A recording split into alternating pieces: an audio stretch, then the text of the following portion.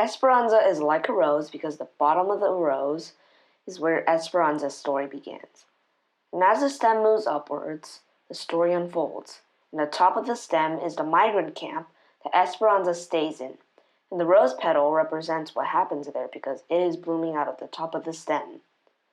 The first part of her life is spent on her papa's ranch, El Rancho de los Roses.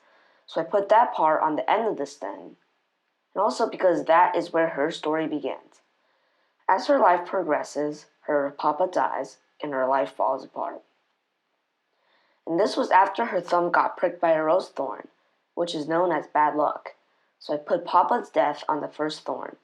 Papa's death ultimately caused Esperanza and her mama to leave Mexico and head to the United States. So after Papa's death, I drew a train track and a train leading to the migrant camp, which Esperanza is staying in. But before that, on the left, is a leaf, and I drew on it the class system gap that Esperanza and her housekeeper son, Miguel, have. So I drew this because after they boarded the train, that class system gap is gone because both Esperanza and Miguel are poor now. At the top of the stem, I drew the migrant camp that Esperanza is staying in because that is where she is heading to. And leading out of the stem onto the petals is what Esperanza experiences in the migrant camp. But before that, there is a leaf and a thorn. The leaf holds a yarn doll that Esperanza and her mother gave to a small child on the train. This is significant to the story because at that time, Esperanza did not want to give the yarn doll to the child because she was poor. But it's not until later that Esperanza realized that she is also poor.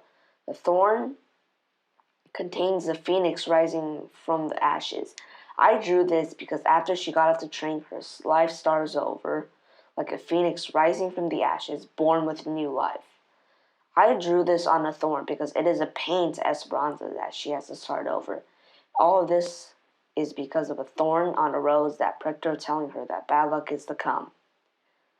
The first thing that the stem leads to is Esperanza's housekeeper, Alfonso's family. I drew this here because they are the first people Esperanza meet after getting off the train.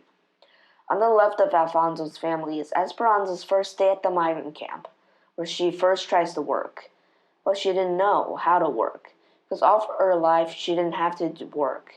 So she embarrassed herself in front of the whole camp, but Isabel, daughter of Alfonso's brother, offered to teach her how to work if Esperanza told her stories of her old life.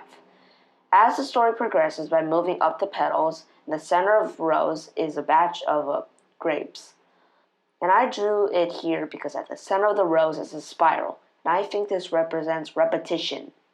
And the story is repeating here because at the beginning of the story, it takes place in the grape harvesting season. And the story also ends the grape harvesting season. So I put it in the spiral to represent repetition. And so this is where Esperanza's story ends, and how her entire story can be fit into a rose, and how her life can be like a rose.